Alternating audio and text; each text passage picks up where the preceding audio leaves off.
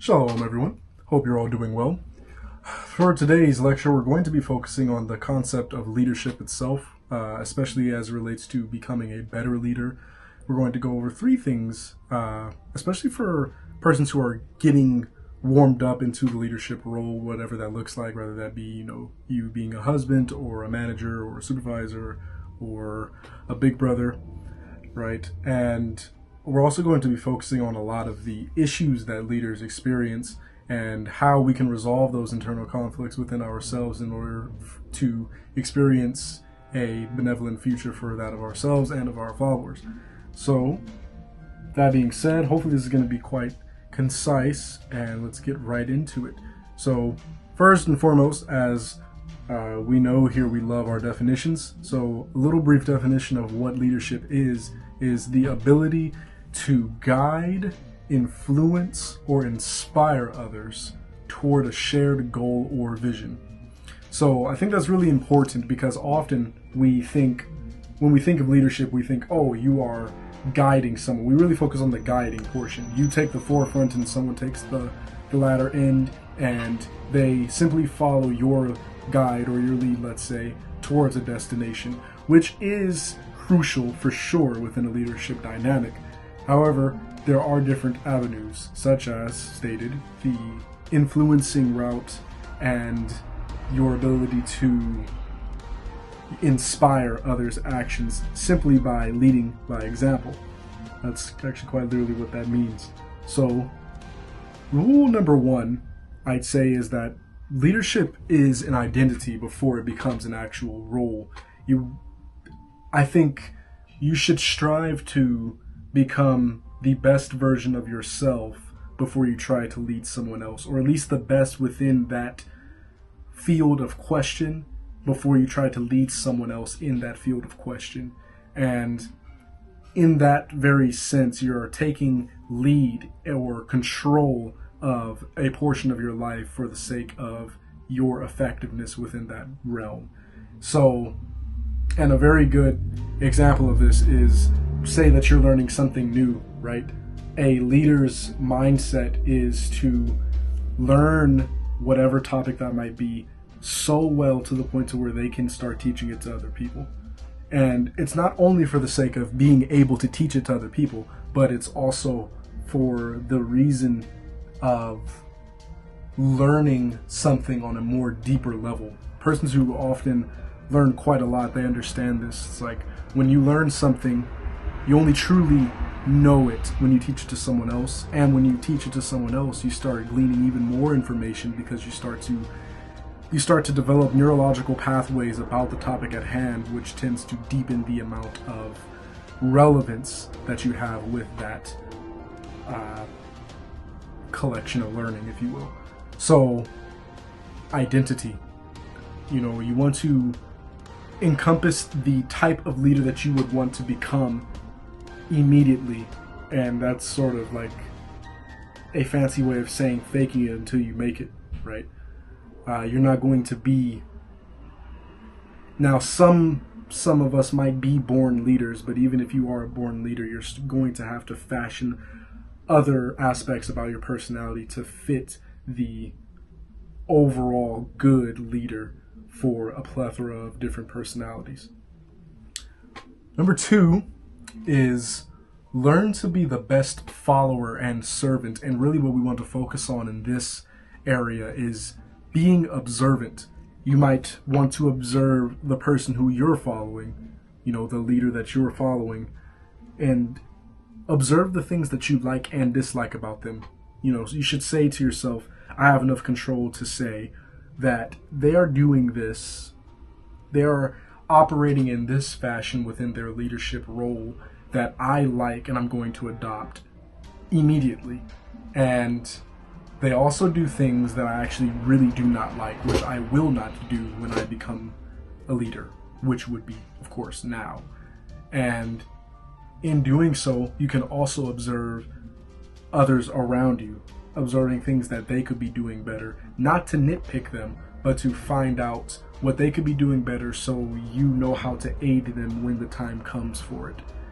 And, a good part of developing that habit of being, perspicacious is leaders tend to be the person that people go to when they need answers on things. And you only really have answers on a lot of things when you pay attention to a conglomerate of things. And so you want to be sure about as much of your surroundings as possible so that when persons come to you about their issues, you've likely observed it already. And this also establishes an esteem of confidence and readiness. And readiness is really, really good because that means that you are not hasty, but it means that you have mental preparation that's honed in enough to where action is almost immediate, which is very good because it makes it seem like you are a man of action. Okay, so, and also this establishes humility, which is going to be within one of the conflicts here. And then lastly, number 3, strive not to be the best, but strive to see the best within as many people as you can. And this is not to say to not try to be your best, right? You want to be the best you can possibly be. And ideally you would want to be the best on your team. Otherwise, why would you try to lead it, right? But likely you're not going to be the best at all things that encompasses a team format. And what a great leader does is realizes the strengths and weaknesses of their team and prioritizes their strengths and try to get them engaged within their strengths so much to where it's a real Avengers Assemble moment, right? And that helps a lot with delegation because, delegation is often where leaders tend to be separated from good and mediocre, right? Because people don't like to be told what to do. And I've learned this in my experience as being a leader. It's a lot easier to suggest someone to do something than to tell them to do something. Being able to tell someone to do something without them being subconsciously offended takes a lot of effort and tact and a lot of trust too. Developing trust helps a lot because when people know that you know what you're doing and they know that you're not trying to take advantage of them, then they're a lot more likely to do what you say willfully and even seek it, right? Because some persons really, like to be led because it gives them structure, but you want to be an integral piece of structure, right? You want to be a solid foundation for persons to step upon, right? Because you are the ultimate servant as the leader. Okay, so some of the issues that we want to get into: leading without applause. And, this is going to be hence the title of this video, how to think like a leader even when no one is watching, right? Or there's something like that, even when no one's following you, or so it seems that way. Because oftentimes we are inspiring a lot of persons and we don't even realize it because they're not open about the things that they're willing to, they're not willing to disclose the things that they follow, especially with the person that they follow, right? So this has a real psychological toll on a person, especially when you're really prideful, even when you're not that prideful, because leadership is often thankless work. People don't really look, even though this is incorrect, people don't really look at leaders as the pinnacle of the team forced hierarchy, right? They sort of look at it as, at best, you're my boss, or even closer, you're just another person on the team, but you just so happen to be telling me what to do, right? And people often take that for granted, and they don't realize the amount of work that you actually put in. In fact, they think that they're putting in so much work themselves that they could in fact take your position if given the opportunity easily, and in fact do a hell of a lot better than you, which is, maybe they're right, but oftentimes they're wrong. But you can't say that really as the leader, because now you seem tyrannical and arrogant. And that sort of pompousness is the very thing that's going to crumble your team environment. So that's not good. So you want to try to balance your ability to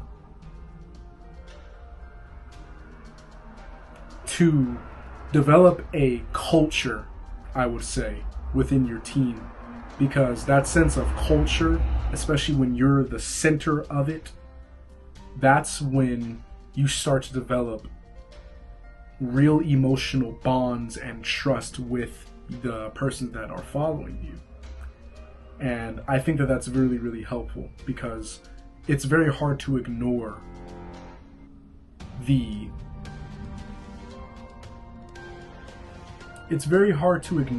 spawn point of certain matters, right? And if you are the spawn point or the cornerstone of a healthy work environment or a healthy environment in general, then that's going to help everyone a lot, I'd say. That's issue number one. Hopefully that gives some idea on how to sort of navigate that situation. Issue number two is balancing authority and humility. This one is very tricky, especially when you're dealing with insubordination. I would say that you want to... This is going to sound unorthodox, but you want to have a really good sense of humor about yourself. Because if you have a good sense of humor and you mingle that with your sense of authority, that also establishes trust, and it helps people listen to you better, and it helps people hear you better, because humor tends to make people feel like they're more relatable, and also what I find is, if you're able to effectively communicate and mingle that effective communication within humor and be able to switch it at the drop of a pin to when they know that you're being serious. Like whenever your teammates or anyone who's following you is able to distinguish when, okay, he's being serious, or okay, he's putting me on game, let's say, but he is at the same time, just being joking around, etc. Like, this tends to help a lot with authority and humility, because what tends to happen is people take themselves too seriously, and once you take yourself too seriously, you start to dig into a lot of social minutia that can be mistaken for disrespect and microaggressions to your authoritative dominance. And that's not really good, because when you take yourself too seriously, then you start to become tyrannical and arrogant and stiff, and no one really wants to listen to you. And before you know it, every time you walk into the environment, everyone has that sigh of, oh, here this guy comes, and no one wants to follow that person, and there's going to be a lot of conflict.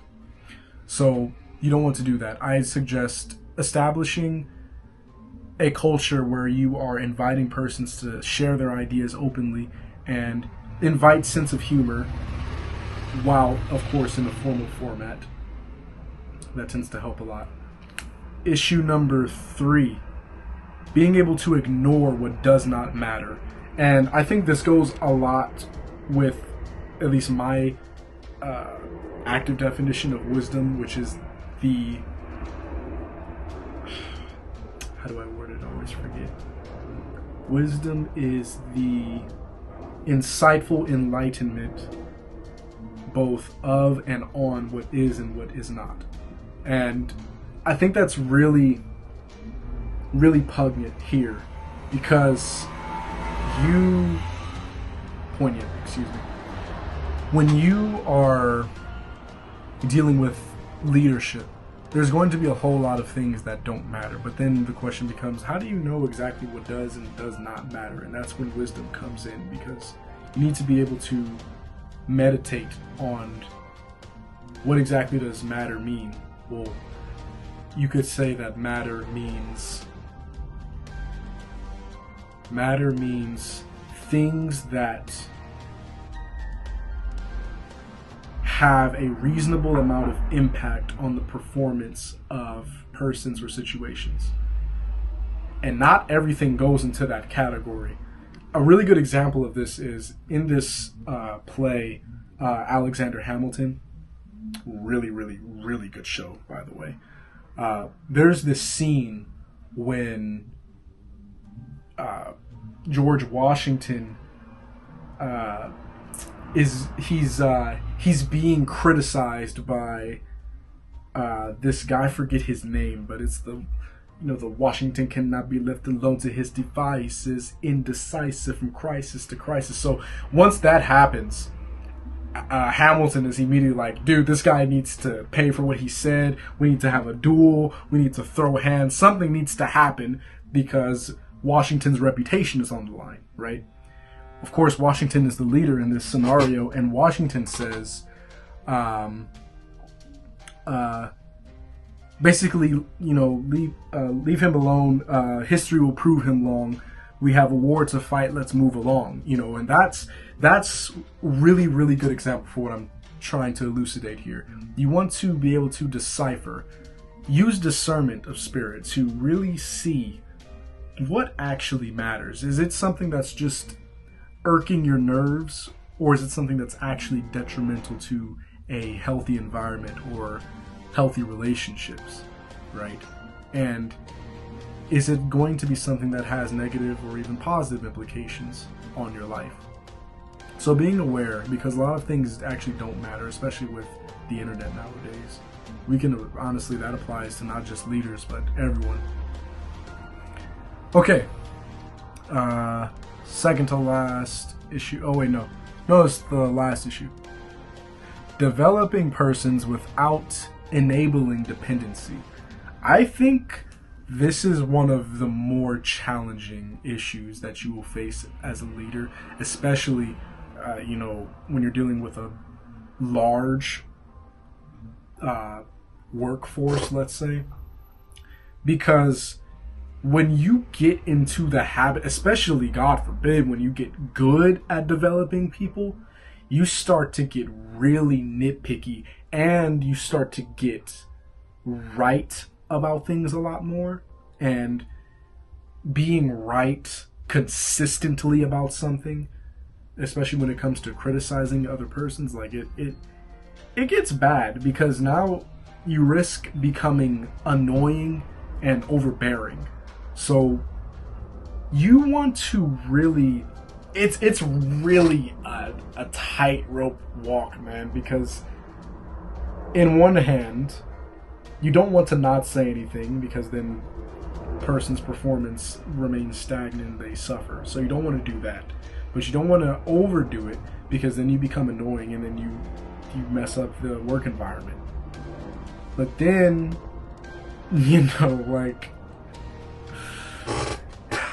it's tricky. How can I put this?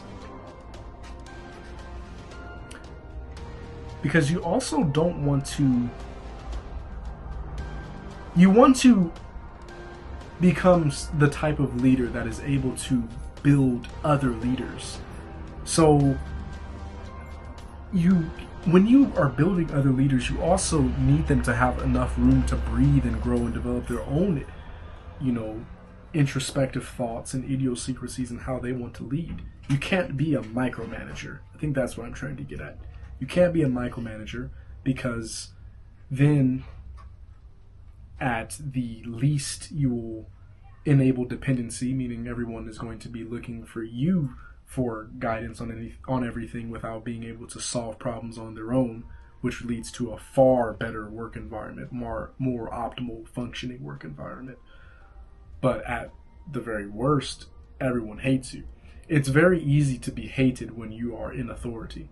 That's to be very, very understood.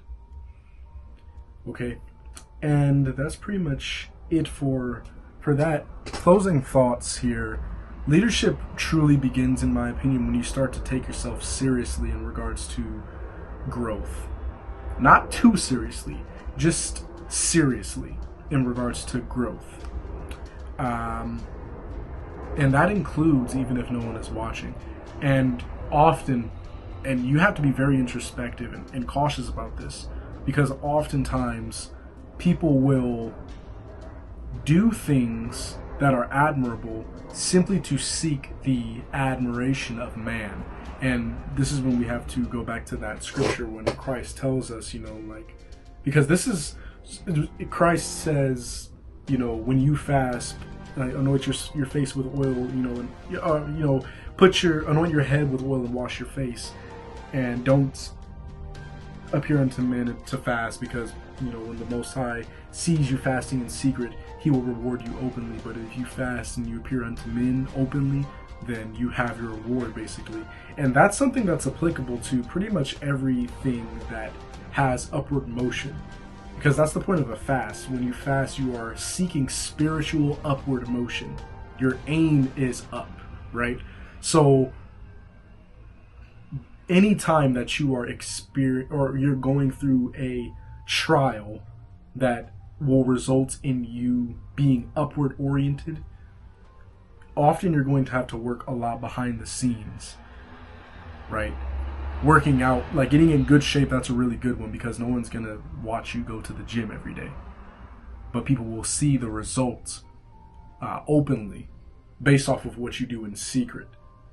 And that stuff that's in secret, you have to keep it secret, because otherwise you're going to have your reward and it's not going to be sufficient. It's going to be a quick dopaminergic kick for you, and that's just about it.